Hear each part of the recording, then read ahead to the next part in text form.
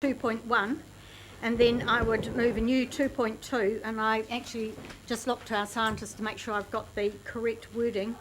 Continues to develop the water balance model with scenario testing as a priority, or as with urgency. Is the water balance model the correct identification of the model? Perhaps best termed just our coupled surface groundwater model. Yeah, okay. So our coupled surface groundwater model with scenario testing with urgency. So that's your motion. And then 2.3 brings to Council a cost-benefit analysis of a staged approach to further investigation of the deep aquifer for the next LTTP in 2018. LTP nowadays, but yeah. Has somebody got that written down? So is someone happy to second that? Oh, Councillor Dick has seconded it, so that gives you a chance to say, well, we will, but you can talk to that. We'll get our scribe to sort that out. So, please speak. Okay. Mr. Chairman, we actually have committed to giving people some certainty around the plan change process and around the various renewals around the Ngāraroa and the Karamu. Part of this has been the tank process, and I believe it is important that that work is continued with expediency. We've heard from the staff that the model is fit for purpose and that the science and that has been peer reviewed to say that that work is actually has sufficient science with the current model to be able to progress that. I recognise, and this has been something that has been going on for years, and I have been part of the process right through those years of developing further knowledge about that Heretaunga aquifer with further drilling programs. So we have, over the last, certainly since I've been on council, had a staged process to putting in more and more wells to get a better understanding of that. Science is never perfect, our knowledge is never perfect, and there's always a desirable end point to it. But I do think there is value into further understanding the limits of that, and we don't know what questions will arise in the future. However, I think this is a long-term plan process. It should be going out for proper public consultation, full consultation. Annual plan is a variation on the LTP, and this is work for the future, and we should look at how do we stage it, it seems to me that probably option 3 is going to be the way to go, and that needs to be, how would that be staged over the time, how would it be costed over the time, how would it be funded, proper places for the LTP. And so we should always be looking for further knowledge about this. We never come to the end of that, but I do think that we actually have, with the current model, something that should be developed, is fit for purpose, and needs to be developed, quite frankly, with expediency. Thank you. Seconded, Councillor Dick. The only thing I'd add is that I support the last part of the motion. I can't remember the wording of it. The intent is that staff will go away and come back with a program for us for the longer term. I'll just make the comment that I believe that we should do it as the need intensifies and as we can afford it at the same time. And I don't think we get really any great benefit unless we go to at least 2A and probably option 3, because both of those have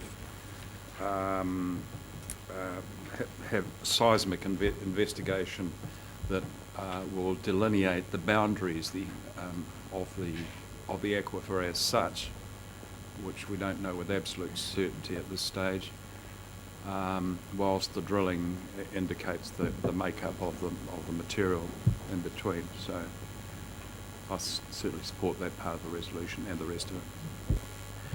Thank you. Further speakers, Councillor Bevan. Thanks, Chair.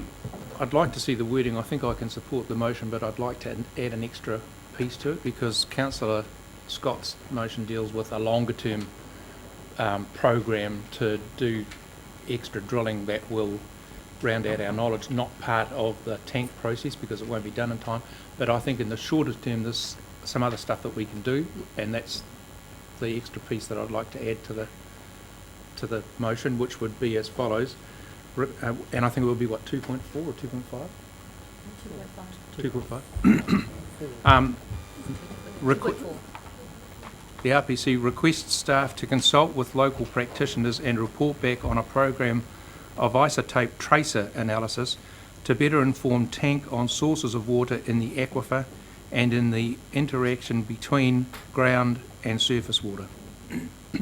So you can move that as an amendment unless the mover and seconder are comfortable with that. Talking about practitioners, you're talking about just talking to the well drillers, are you? Yeah.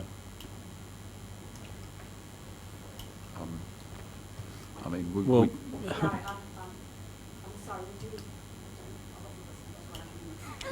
Oh, I'm happy to repeat it. Please. Request staff to consult with local practitioners and report back on a program.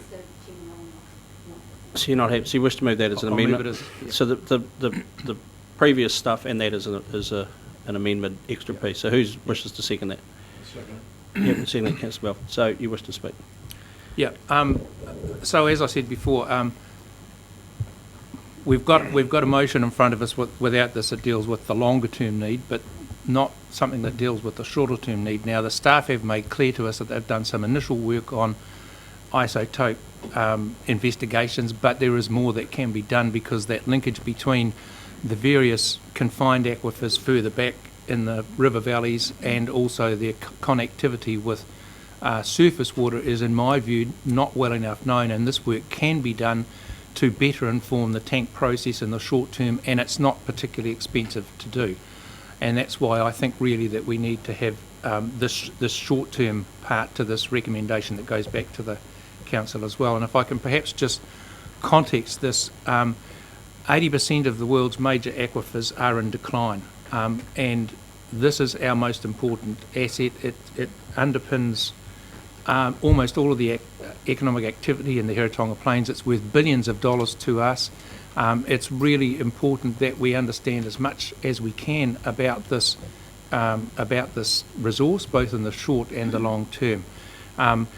We're so blessed here in Hawke's Bay because we've got this amazing water supply, but we've also got extraordinary climate and soil types which enable us to be the most productive area in the world for things like apple growing and so forth. But this council is entrusted in the long term in making sure that the water in the aquifer is used sustainably, and in my view that means we've got to do short and long term work to inform this council on how to manage it. Second. We're having this discussion in the first place because there are a variety of competing uses that have arisen around the Heretaunga Plains, the most controversial of which is perhaps water bottling, which who knows where that will lead off into the future. And in that context, and given what Peter has said about the economic value of this asset, it does seem like we ought to know as much as we possibly can about how to best utilize it. And in that context, we've been faced here with a difference of view between practitioners out there in the field who have, between the two leading drillers, 100 years of drilling experience, who employ former GNS technicians and expertise and so forth, who have some hands-on feel for some of the issues that our modelers feel they've nailed, whereas the practitioners feel these issues are not nailed. We've talked about the inextricably linked layers of this aquifer. That's a matter of dispute from the standpoint of practitioners. We've talked about where does the recharge come from for the Heretaunga aquifer? Is it at Roy's Hill? Is it at the Tutukuri? Is it other tongues of deeper aquifers? There's difference of view as to what actually that situation is.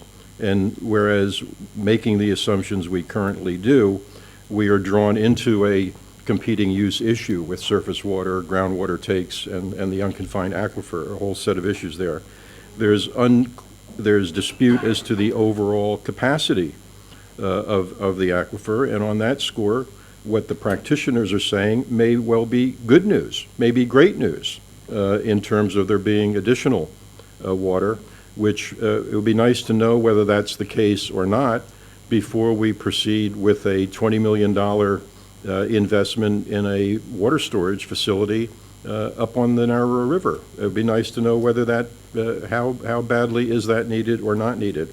And then lastly, from a again, practitioner's standpoint, there are questions about how much of this modeling is being driven by shallow bore, understanding of shallow bores, and very scattered, insufficient information on deeper water and the location of the bores that do exist that get alluded to here as giving us the little bit of minimum information we do have on deep water. So from my standpoint, there's a greater urgency to this. I can't really argue with if we take this to the point of $8 million or $8 million plus options, that needs to be part of a broader budgeting process. I'm not even sure why it's in the purview of this committee to be advising, to be doing more than advising the council on a budgetary priority. That's what this is about. It's about spending money. I didn't realize that was in the purview of the RPC, but be that as it may, here we are. And so Peter's motion is aimed at trying to get a little bit more knowledge, which could be gathered in those lesser options in a year and a half, to understand all of the issues really that I ticked off here, understanding them better. So I you know, as I said, if we're going to spend $8 million or $18 million, it has to be part of a bigger discussion of resourcing, timing, and so forth. But I think there is more. I'm not over infatuated with scientists, and if the issue comes down here at the end of the day to what practitioners have to say, who are not making anything up here, they're basing this on decades of experience. Who is going to be listened to at the end of the day? Are irrigators going to accept modeling that is strongly attacked, if you will, by the people who actually are drilling the bores and advising them on what they should be doing? I don't think so. And so I think we have been dismissive of the fact that this body of experience is out there. It is raising contrary issues, contrary scenarios to what the modelers believe to be the case, and we're dismissing it as these are uninformed lay people who, you know, don't know what to do with their time. That's not quite what the amendment says, Councillor Belford. I'm not speaking to the amendment. I'm speaking to the philosophy behind the amendment and to the staff attitude about No, you're all of not this. speaking to that amendment at all. If you read it, it's on the screen behind you. No, I can't talk and read out of my back of my head. It's at on the same screen in front of time. you.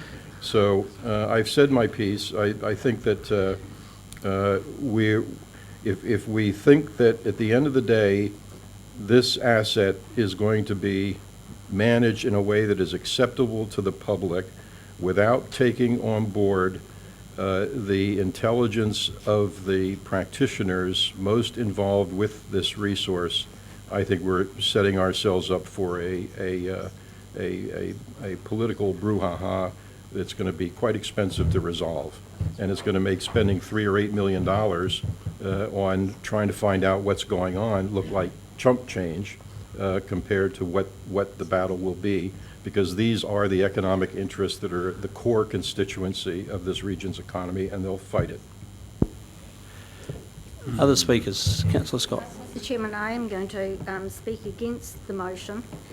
The amendment, which is... Sorry, the you know, amendment. Just the so everyone's amendment. clear, Yep, that's sorry, all we're the voting on at amendment this stage, is what's on the 2.4. board. If that 2.4. passes, it will then go back as part of the substantive motion. If it fails, it will not be there. Thank you for clarifying that. This is about science research, Mr Chairman, and we have not only got highly qualified scientists here, but we have had the work peer-reviewed by their technical peers, by their peers, and by people with a lot of experience in that. That's what the technical advisory group is. If we decide on a science research program, it should be driven by the science, not by hearsay or by political interests or by anything else. It should be driven by the evidence. And while I appreciate what has been said about the practitioners and do not question their ability to drill and drill well, they actually do also make mistakes. We do have on record in this council and have heard evidence here in front of hearings committees, dry wells being drilled. So you cannot actually say that that this is where the knowledge is coming from. They are a technical deliverer of a particular product, and that is the ability to drill. And they should be respected for their expertise. But when it comes to deciding a research with all due respect, program, Councillor, drilling is not part of the amendment. well, I'm understanding that local practitioners means drillers. Is that? I think that's what I heard, Mr Chairman. Consult with. Right. Well, It's not about a drilling program, my well, understanding. No, but the people So that should be con- consulted, continue, Mr. but Chair, please are stick to scientists. task. This is a science research. We need it driven by science. The people who to be consulted should be scientists with appropriate qualifications. And therefore, I am not prepared to support this amendment. Thank you, Councillor Barker. I'll advise everyone we won't be doing another round. We'll be going to the substantive motion and moving it at the end. So save your say now, perhaps, because we can't be here all day, Councillor Barker. So without trying to preempt you, the floor is yours. Well, before I say the thing, are we speaking on this? Because I want to speak on the substantive motion, but if I'm speaking to this... Speaking on this at the moment, but I'm just saying we can't dance around in here all day. So, thank you. You can speak on both. You can speak. Well, you can. You can, but we're not here all day, is what I'm saying. Well, I'll speak on both. I just want to be very brief about this one here. I want to say I'm going to support this motion because I believe very strongly in science. I support science 100%. But science isn't the only knowledge we have available to us. We have knowledge which comes from practical experience. We have science. We have knowledge which comes from people's belief systems. We have all sorts of knowledge bases, and we should not push one away to the exclusion, others away to the exclusion of just one. And I think by having a discussion this with practitioners is eminently sensible. We draw both threads together, and having got that, we're then in a position to make a sensible decision. I'm not going to say practitioners have no say in any of these issues. It's simply about the science, because that would lead us up a dry gulch, in my view. Very good. Other speakers? Yeah, Mr Chairman. Oh, go on. Yeah. No, let's go down here. Without wanting to sound like I'm in the dark, I just want to be really clear. So this amendment is about simply consulting and asking about a potential program and bringing it back to this committee. And what I don't have a feel for is the amount of resources that will be required of staff to consult and do that. So I do feel a bit in the dark about that. We don't know. My understanding is it's small, but we don't know exactly. Yeah. Councillor Dick. Well, Mr Chairman, I'd like to support this, but in terms of the way that Councillor Belford has described it, there's a vast gulf between our science team and the practitioners. And I would suspect that that is not the case. I'd like some clarification on it. And sure, everyone's expertise and experience should be taken into account, but at the end of the day, we rely on the advice at the end of the day coming from staff. Possibly I might have supported it other than some of the things that Councillor Belford has said, quite honestly, without clarification. I think I'll have to vote against it. He talked me out of it too, actually, Councillor Dick. Councillor Graham. Thank you, Chair. I don't think this is about science versus practitioners, whether the practitioners are drillers or whether they're farmers or whether they're tana te whenua, people who have just had a practical knowledge of this resource. I don't think it's about that at all. I think it's about taking our community with us and led by our science team, but talking to everybody on the way through, because you have the pure science and that's great, and I'll sign off on that, but you also have the immense practical experience from people who live by the river, by farmers who have farmed it through 2 or 3 generations, by well drillers who are 2 and 3 generations, who are not just people that put holes in the ground, but people who actually love the job that they do, and that's why it's gone from father to son. So I support this because it's what we should be doing, and if you don't do this, you don't take your community with you, and we need to do that a lot better than we have done in the past. So I'm definitely going to support this. Other speakers wish to sum up? Thanks, Chair. Just, yes, very briefly, because I'm conscious of time. I think Councillor Barker summed up what I would like to describe as the marriage between scientists and practitioners, because we need both. We need the knowledge of both, and my motion requests consultation with the practitioners, not be obeisant to them at all.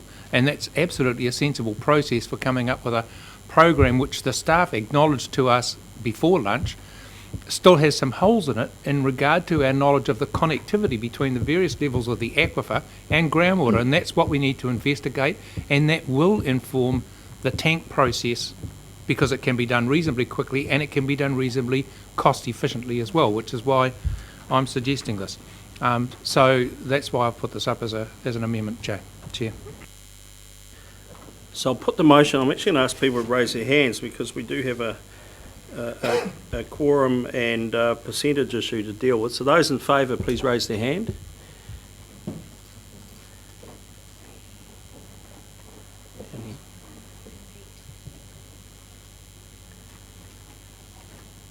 Favour, yeah.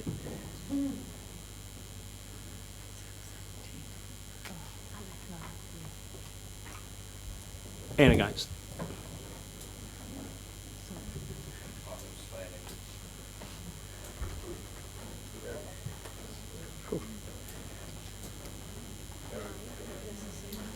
And hang on, Councillor Dick's abstaining. Yeah, 16 here today. So it fails. So confirm that. Is that pass or fail? Yep. Of the 16 present, then there'll be unabstained, so 15. 16. 16 people here? So how well, just simply, how many voted in favour? 11, And we needed 13. yes. So the amendment fails. So let's go back to the substantive motion, which is mover and second have spoken to. Further speakers? Councillor Graham? Hang on. Sorry, excuse me. Can I just ask a question? Can I just ask a question on that? Just let me explain one little thing first. We're going to get that up on the board because we haven't seen that yet. Okay, the substantive motion. And you have a little question? Yeah, I do, because we just struck a really interesting thing here. Although the rules say that the number of committee members present, if a person abstains, as Councillor Dick has done, because he is counted as being present and is not on the count, he effectively becomes a no vote.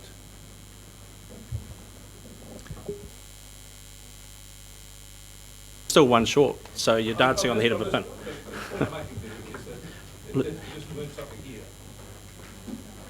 Okay, thank you. So we had,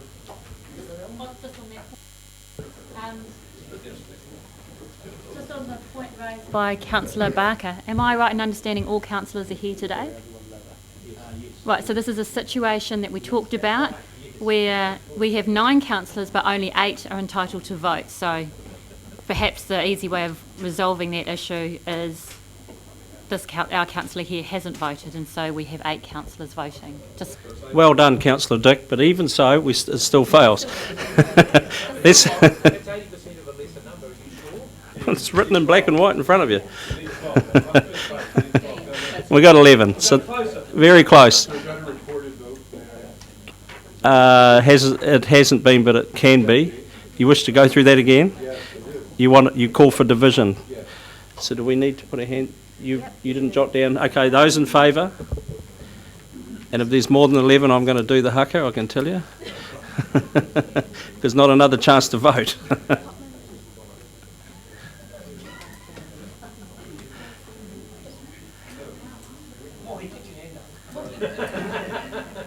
Just a little one. See you.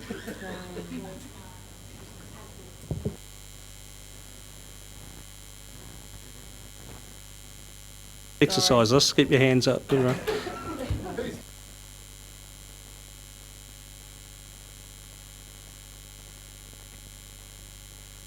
And against. Are you against? Oh, we're even better this round.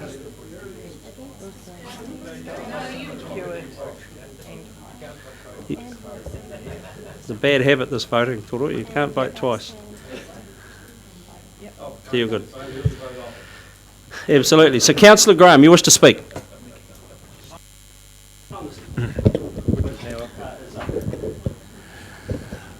It's great sadness that we lost that, but I will talk to this because I didn't think it was explained, Toro's question was explained quite as well as it could have been.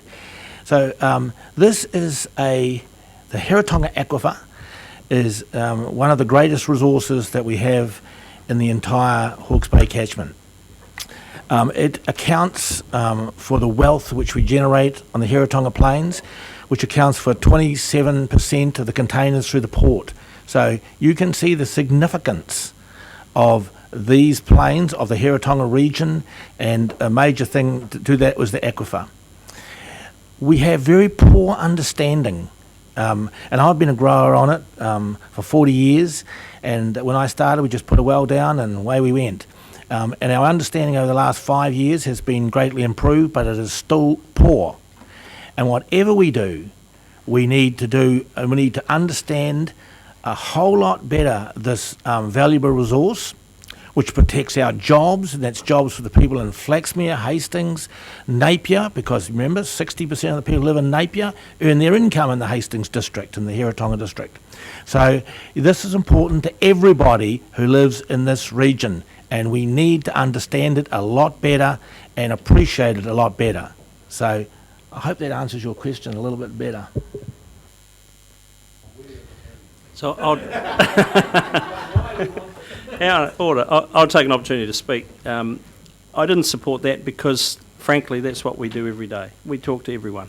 We have been, it was in the presentation we had this morning. Of course we take notice of our well drillers. Of course we do. And the isotope testing is happening. There is a request here for a bit more urgency around some of that stuff. Very much support that. Without getting into a war of words with Councillor Graham, I think the Wamati aquifer is actually more important than the Heretaunga, but that's a matter of opinion, of course. Anyway, potential anyway. Going forward, I'm very happy to support this motion, and I'll be happy to move on to the next item as well, I can add. Mr. Mohi.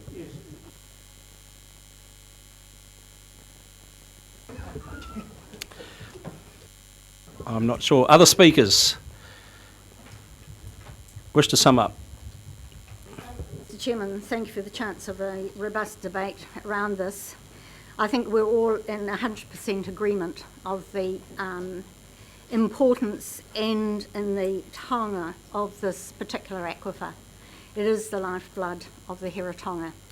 And none of us actually take for granted nor underestimate the value of the production that comes off it. And we all want to see a resource that is used well, used wisely, but also used in a way that is totally sustainable for all our future generations, so that it is going to be there forever as a really good resource underpinning our life on the Heretaunga Plain. I do think that there is urgency around developing this model to give certainty for people and to move forward on this plain change. I'm hoping that the plain change will still be meeting its deadline of 2017, and look forward to the future of continuing to explore the science around this and always gaining better knowledge of it. So I think that this is a way forward for the future, for now, for the present, for the short term, but also for the future and for future generations. So I'll put the motion then. All those in favour, please say aye. Contrary, no. Carried unanimously. Okay, thank you. Now, Tanya's got to go at 3 o'clock, she's advised me, so let's get right along into the next item, which is the Water Conservation Order on page 21, and I'll hand that over to Mr. Palmer.